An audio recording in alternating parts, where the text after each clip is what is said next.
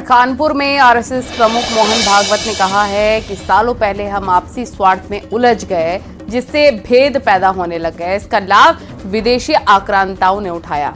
मोहन भागवत ने यह भी कहा कि भारत हिंदुओं का है और हिंदुओं को ही एक बार फिर शुरुआत करनी पड़ेगी।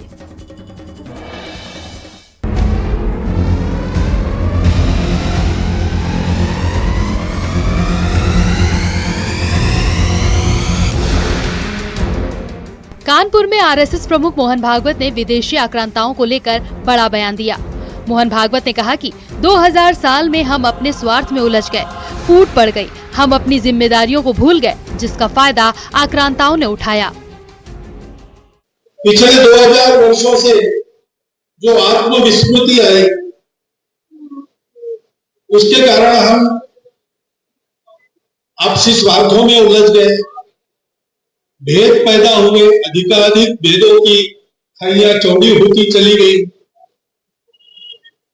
और हम अपने कर्तव्य से विमुख हो गए, जिसका लाभ विदेशी आक्रांताओं ने लिया। यही नहीं, इस दौरान मोहन भागवत ने एक बार फिर से एक होने की बात कही और कहा कि भारत हिंदू समुदाय का घर है और इसीलिए हिंदू जिम्मेदार है।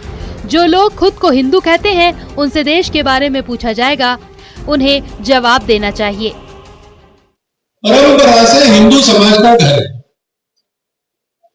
और इसलिए हिंदू समाज उसके लिए उत्तरदायी है।